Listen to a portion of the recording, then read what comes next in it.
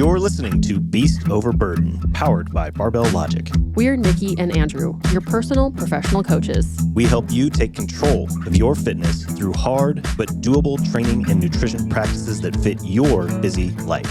Build a stronger, healthier version of yourself with lifelong habits. Welcome back to Beast Over Burden, powered by Barbell Logic. Hey, Andrew. Howdy. Howdy, howdy. Happy Monday, Tuesday. Monday, Tuesday. Monday for us, Tuesday for you, dear listener. Yes. Well, it's great to be back. We have a new series for you. Just wrapped up our oh no's, turning those into oh yeses. And this one should be interesting. It will be interesting. We are going to talk about goals that we have found our clients want to achieve and how we help them do that. We'll talk about things that you want to achieve outside the gym, inside the gym. We'll get pretty specific. And you're always going to have to make some trade-offs. You're going to have to prioritize. But what's cool is that you have a focused direction. And it'll be neat to talk about what that looks like while you're in the gym. So, Andrew, what kind of things do clients come to you wanting to achieve? Well, I thought it would be fun to start with some goals outside the gym that we work towards by getting stronger in the gym. Most people can draw a pretty straight line between lifting barbells and competing in powerlifting or weightlifting or strength lifting. But I have an increasing number of people that I'm helping pursue things that have nothing to do with barbells, yet are physical endeavors that training with barbells help them perform better. So this probably comes up after you've been working with someone for a little while. Sometimes. Yeah. So the three in particular that I'm thinking about, one is a swimmer who competes on and off, I would say once every year or two. And like as a grown-up, as an adult? Mm-hmm. I didn't know there were adult swim leagues. That's in neat. A competitive league. Yep. Heck yeah. Go you. He often does not tell me he's about to compete. I just notice that all of a sudden his lifts start tanking for no reason that I can tell. And then I ask him, what's going on with your training volume in the pool? And then he'll tell me it's significantly increased because he's got to meet in 6 weeks. So then we change the plan pretty drastically. Step one, tell your coach. That's a client I've been working with for almost 8 years now, I think at this point, actually over 8 years. I love it. So we have a lot of communication. The other client I've been working with for 3 or 4 years and goes on 1 or 2 hunting trips. Definitely at least one major hunting trip with his son. He's in his 50s, late 50s, and his son is in his 20s, is a guide in Alaska. Oh, cool. And they go on these crazy hunting trips. I think I've told one of the stories before where he sort of had a crash landing in his prop plane on a sandbar in Alaska. Yeah, these are the hunting trips that I listen to survival podcasts about. Yes. Yep. That was literally a survival, or I can't believe this is happening episode. Yep, totally. And that was just the beginning of it. They then proceed to hike up into very aggressive terrain, very jagged, kind of volcanic rock mountains to hunt mountain goats. Oh, wow. That they shoot from several hundred yards away, and then the mountain goat falls down the mountain, so they have to go then traverse all kinds of crazy terrain just to go get the mountain goat and then carry the mountain goat. Now they get to the mountain goat, now they have to carry the dang thing out. And they don't chop it up. Oh. They bring it back in, like he's got one of them in taxidermy in his gym, actually. And it's like the full goat in his gym. The goat. So that's one that he did not specifically hire me to prepare for, but it was just part of his day-to-day life when we were doing the onboarding call and talking about things that were important to him. One of the things that he mentioned in that first call at the very beginning was that he wanted to be ready to keep up with his son and his buddies who are half his age, and also try to work on knee pain, because going up and down, and particularly down that type of terrain on his knees, was getting really difficult. For sure. He had been using a template before that was very RPE based and relatively high volume and trying to make that work, but it was just seeming to make his knees worse.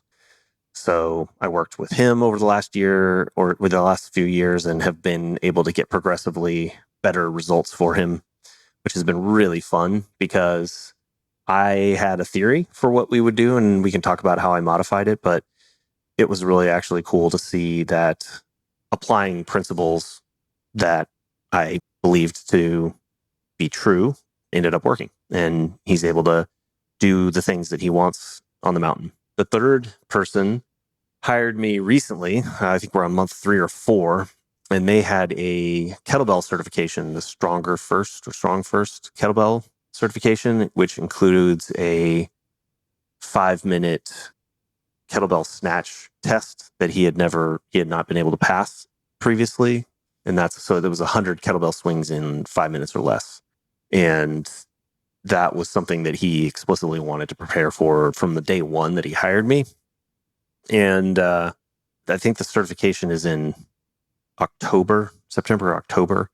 So when he hired me, I think we had 6 months, which I was very confident that we could do. And we ended up hitting it within, I think it was less than a month. So he was pretty dang close anyways, but we were able to include strength training and conditioning and it's actually for the hunting and the kettlebell certification guy, I went out of my way to include conditioning. For the swimmer, I don't, because he's got his whole swim training team program that he's following. That's kind of on his own. So yeah, those are, I think, 3 current examples I have right now that I really enjoy, that are great examples of people who they hit PRs every once in a while, but it's not like we have a 1RM or a 5RM or an add 5 pounds type of goal. It just happens as part of training.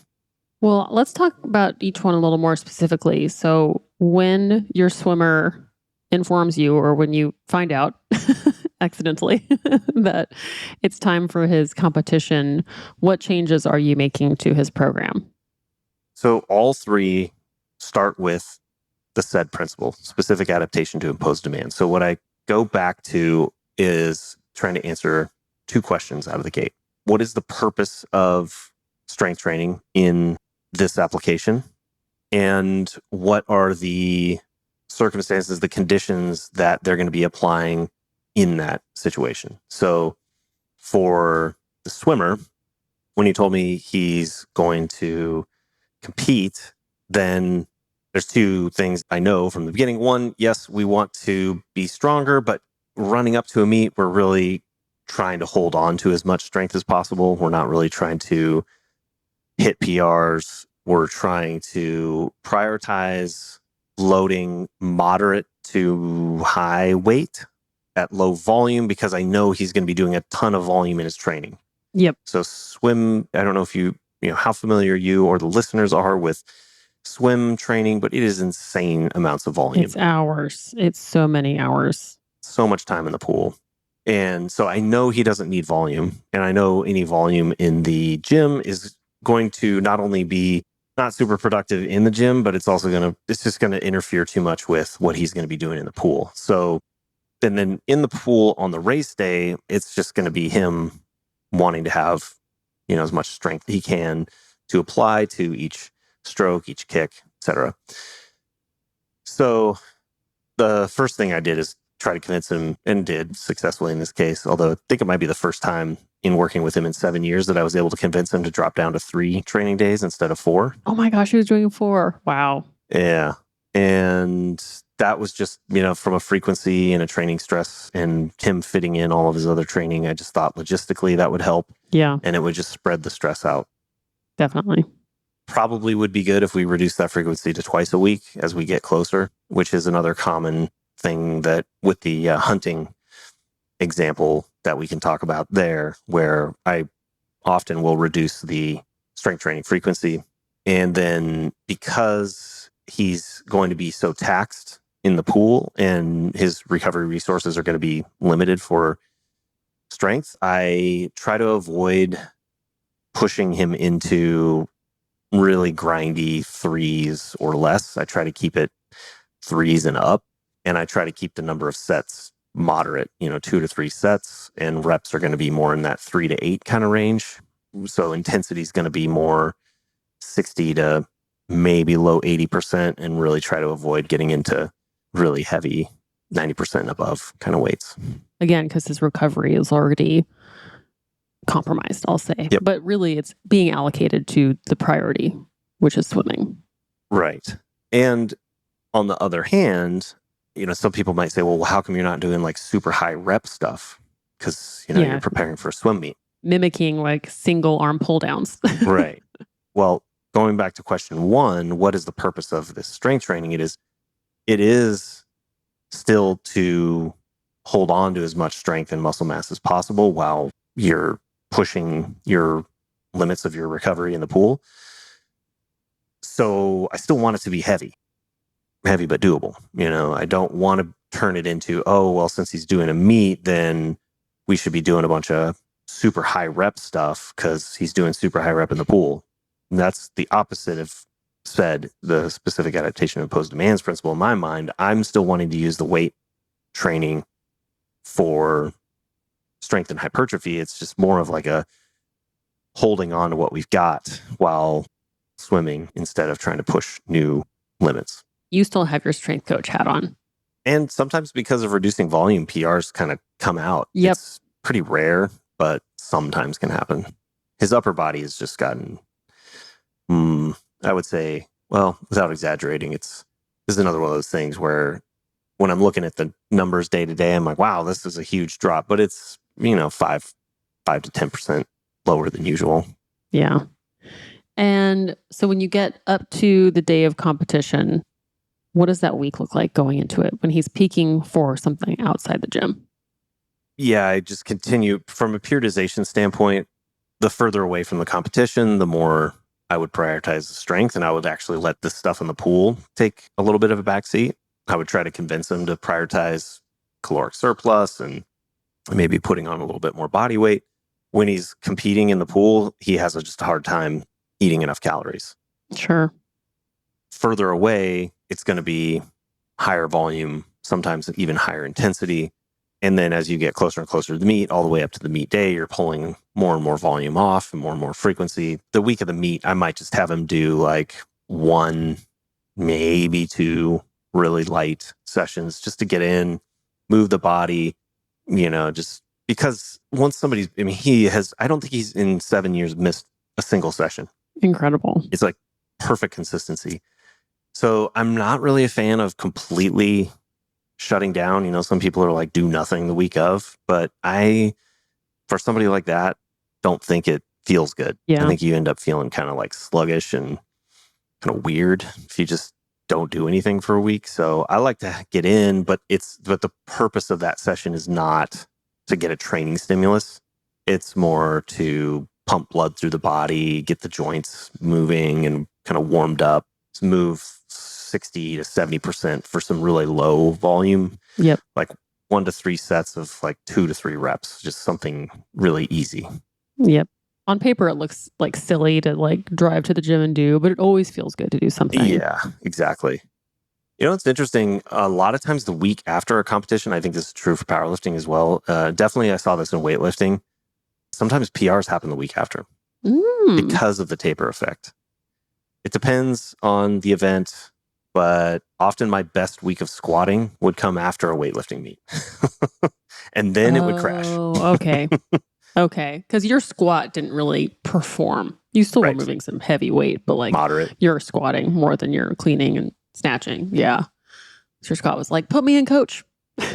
It's pretty common to see even the day of the meet, you get off the platform and you go to the back room and you work up to a heavy single, either a front squat or a back squat.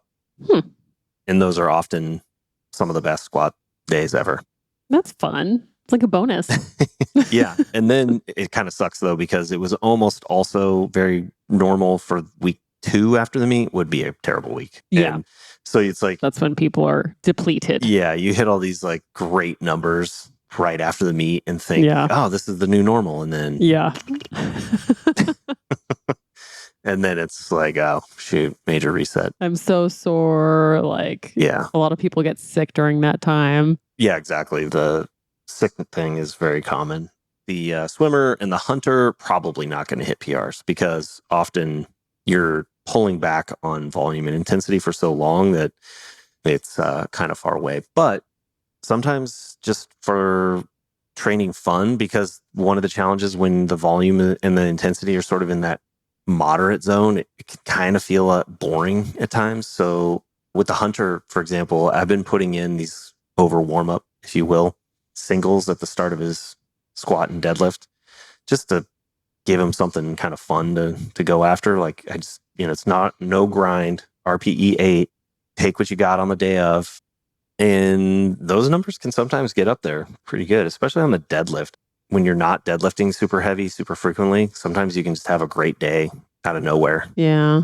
I mean, I think that might be what somewhat happened to you yesterday. The deadlift be like that. Yeah. Where it's like, don't work on me and it'll get better. Yeah. But then you're like, but I really want to work on you because it's really fun. Then it's like, no, don't do that. Okay, so then you just kind of work back up volume and intensity over time, sounds like. Yeah. The other trick that I will do to distract the individual is to throw in variations where they don't have a reference point for how heavy it should be.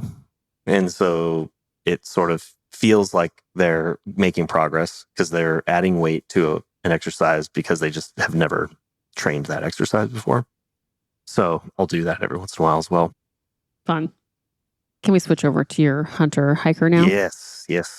He's been really fun to work with. Because that had some specific things that you worked into it. I think we talked about this a little bit when we had Jack on, who did the 3 Peaks challenge and was getting ready for that 24-hour day of hiking. Yeah. What are some things that you incorporated? So my theory with the knee pain in particular was what I wanted to prepare his body more for, which my theory was that he needed to train more for a greater range of motion and strength in a greater range of motion. So he had only been doing low bar squat and deadlift leading up to his previous hunts. So not a ton of knee flexion. Right. So I added in high bar squats, high bar pause squats, and recently he even got a transformer bar. So we were able to do, his shoulder doesn't really work very well with front squats, and I didn't really want him to do front squats just because the rack position ends up being usually more of a limitation. But I did want to train his knee in as forward range of motion position possible with as much knee flexion as possible and as much ankle range of motion as possible. So that's actually been a really fun one to experiment with this year. He just got it a few months ago, actually. But in general, the principle was that I wanted to train his knee through as much range of motion as possible with, as much load. Like we still wanted the load to go up over time, but that wasn't the goal. The goal wasn't to squat as much weight or to get theoretically as strong as possible. This guy is an amazing athlete. He was a power lifter in the 90s and put up some legit numbers. So he's a super strong guy, but I thought that particularly strengthening the knee, the muscles that are, around the knee and the connective tissue was another reason why I wanted to do more pause squats and more deep range of motion. And we also did some unilateral work. So some box step ups were something that I thought would be good for him to just get some repetitive volume loading, stepping up and stepping down off a box. It was an experiment. I thought it might be interesting to try. His program also included a lot more conditioning. So I wanted to get as much sport specific or, situationally specific conditioning work as possible. So he's often rucking on the weekend with a weighted pack. It's nowhere near enough. Ideally he would be near some mountains, but he's in Ohio. So, we're like scraping the barrel. He found I think it was some sort of dam or, some sort of man-made structure that had a steep concrete slope to it. So I just told him do like trips up and down 3 or 4 of those and try to see if you can really jack your heart rate up. Because that was one of the other things that he mentioned recently was I just asked out of curiosity, like, because he wears a watch that tracks his heart rate. I was curious what his heart rate did and if he noticed that there were different times on the mountain where it was particularly more challenging. And he noticed, because we had done heart conditioning in the past, he noticed that he could hang if his heart rate was like 140 or below. He could manage that for quite a bit of time. That's like zone 2 and zone 3. But he struggled when it got up into the 160s and 170s, and he would need to take a break, which is understandable. I mean, that's pretty intense for a 50-year-old guy to hit that kind of a heart rate. But this time, I'm trying to see if we can spend more time pushing that heart rate at the upper end, as well as doing some more of that steady state zone 2 training. So interestingly, we don't do this in lots of scenarios. Like you said, you didn't do it with the swimming where you tried to make lifting look like swimming, but in some ways you were making the knee joint and the hip joint look like what he was going to have to be dealing with out on the mountain. The key difference there being that the swimmer had a whole swimming training program going on in parallel. The hunter is a CEO of a big company and sitting at his desk all day. So I'm trying to create as much stress as I can that is helpful for the conditions that he's going to be in, the practical application. So again, going back to those two questions, what's the purpose of the strength training and what's the scenario that he's going to be in? Well, in this case, the strength training, yes, is to build muscle mass and get stronger, but I also wanted to improve his ability to handle certain positions and ranges of motion that he's just not experiencing day to day. So I think, my theory was he's throwing himself into this situation where, yes, he's strong, or he was strong, but it's a whole bunch of repetition in a range of motion that he's not used to, or he's not able to train at all. Yep. So I wanted to add some stress to his strength training that forced him into positions that more closely mimicked where he was going to be on the mountain. You do need some sport-specific training, and he wasn't getting it. Right.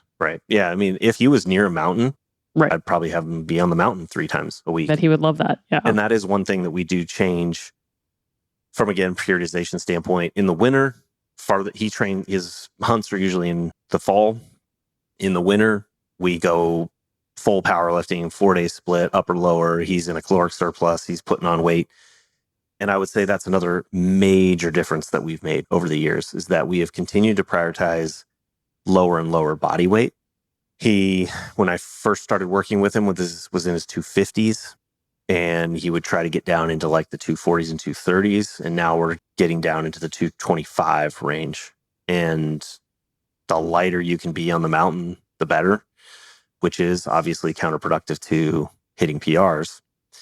So that's another situation where I think it has helped to do a combination of variants of the main lifts, so he's not thinking about numbers that he's used to hitting, and a little bit more RPE based, especially on the, those fun singles, just because he's the kind of guy that if I went 6 months or 3 months without giving him at least one day to have some fun and pull, a heavy deadlift, he'd just do it anywhere. So some of it's psychologically, you just got to give him an out. And some days you have those days where you're like, I want to lift something heavy. Yep. I do know that feeling. Yeah. And this last one, it is a gym. Like even the name Strong First itself, is, a gym thing, but it's not a barbell performance. Yep. It's not body composition. Right.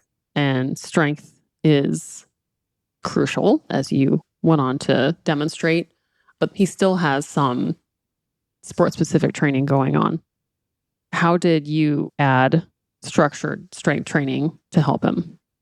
What I did for him, because I knew it was an important goal, initially I prioritized the kettlebell training.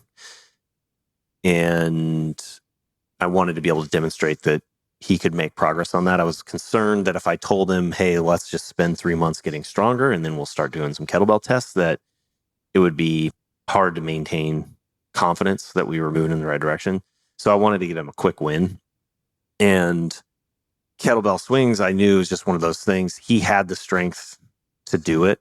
I mean, more strength is going to help him. And I do want to continue to get him stronger. But he was close enough that I had a suspicion that if we just prioritized it for a few weeks, he would make some progress. And then I could transition to a little bit more of a strength emphasis. So for that situation, I had the first workout of the week be a kettlebell snatch slot in his program where we didn't do the test every week, but we put that as the first thing in the workout, almost like kind of like a warm up, but it's hard enough the way we were doing it that it probably was not optimal for then going on to squat and bench and do the rest of his workout.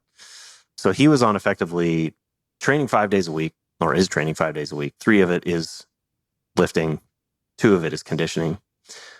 In addition to the fact that on his Monday heavy squat day, he was also doing the kettlebell swings. And we would basically we kind of did an MED approach where we started out just doing, let's see if we can string together a set of 10 on each arm. And then we did, okay, let's see if we can do 2 sets of 10 with 10 seconds rest. And basically building up the cadence that he needed to hit. So, if you think about 100 kettlebell snatches in 5 minutes, you basically need to do 20 snatches a minute. And that typically gives you, 30, 40 seconds to get the snatches, plus you get 10 or 15 seconds of rest, and then you go again. And it kind of, as you get more tired, the duration gets harder. Yes. My goal was to see if we could get him up to 20 consecutive kettlebell snatches, because I knew if we could get that, then we could start stringing it together. So thing one that I think was abnormal was prioritizing the kettlebell snatch on Monday, because I wanted to do it as the highest priority thing. And then he went into a 3-day strength training program, sort of a heavy, light, medium approach. Had you been lifting a lot prior to this? Not super structured. I mean, he was lifting, but not as structured as I was doing it. Okay. So it definitely increased his lifting volume, but experienced enough that I didn't want to just put him in a linear progression. So we started out with a heavy, light, medium, also because I wasn't sure how it was going to play out with all the conditioning work. Yeah. And I had a feeling I was going to ended up needing to be able to manage the stress throughout the week, kind of pull back at different times and places. And I also put that light day, Wednesday, was really important. That was basically just overhead press and some accessories, because he also wanted to have some beach muscles. Fair. So like Monday was the heavy day. It was like a squat and a bench and some pulls. And the medium day was kind of like a moderate deadlift, a moderate bench, and a moderate, like a squat. Just like it was a pause squat or something like that. And then Tuesdays and Thursdays were a low intensity steady state day and a high intensity day. The lesson learned there was that's a lot of work. Yeah. Yeah, I was thinking. He was crushing it for about 2-3 months. And then we started seeing signs of under recovery. Sleep started becoming a challenge. He also had some other personal things I found out just recently, actually, that I wasn't getting all the details other than he was feeling it in the lifts. But he ended up hitting PR'd his kettlebell snatch test after, I think it was only the 4th or 5th week I threw in a test. So I was just like, hey, let's just see where we're at. And he hit it. Heck yeah. So the goal we thought was going to be 6 months, we reached in about a month. And that one's been fun because there's a skill component to it that I don't really coach a whole lot of kettlebell people. I've definitely messed around with it in the past personally. So I had some ideas, but it's been an experiment to integrate that skill set. It's been a lot of fun. Yeah. It's neat when someone wants to pursue something like that, because they get to see why it's been important to invest in their strength development. You get to have fun with it outside the gym. It becomes more than just your squat and your bench and your deadlift in your own gym. It's a new level of meaning. Yeah. I mean, I love getting to see the principles applied in other domains. And it also is helpful for both me and the client to bring a more well-rounded why to the table. I often see people get complacent about lifting when they're no longer able to hit PRs, because that's the hook, is seeing weight always going up on the bar. But there are so many other reasons for training and to continue training. And just because you're not hitting a PR on some regular cadence does not mean that it's adding value. And I think that's an important job that the coach has, is to help a client navigate their life and their priorities and their goals while still helping them benefit from consistent barbell training or consistent strength training. Yep. Yeah, we're going to talk about a lot more of that in this series. We're going to have to find one. You're going to be the specialty at building a bigger butt. Yep. Get ready for that one. We're going to talk about, I think I want to have you talk about preparing for a weightlifting meet. Oh, okay. I think we should do some body composition stuff. But yeah, this will be fun to talk about exactly what you'll do when you're pursuing these kind of things. So thanks for sharing those 3 stories. And all those lifters are pretty badass. Yeah, very cool. I mean, on the kettlebell guy, already hit his goal. So he's going to pass that cert, no problem. I think my favorite, though, is the hunter, because he's reported every single year the knee pain and the time it takes to recover gets better and better. I don't know why that one lights me up, but it just seems like such a huge improvement in terms of quality of life to be in your late 50s and feel like the knee pain is getting better. Feel like a mountain goat. And he's getting to go spend time with his son year after year after year. Whereas if that had just continued to degrade, that's one of those things where you start wondering, like, when is this going to be the last year? Like, I just don't know how much longer I can suffer. So being able to unlock suffering, I think, is that might be one of my most rewarding things that happen as a coach. Great work. Very thoughtful. Yeah. Wonderful. Well, thank you, Andrew. Thank you to your clients too. And we will be back with you next week on a new goal. Thanks, everybody. Bye-bye.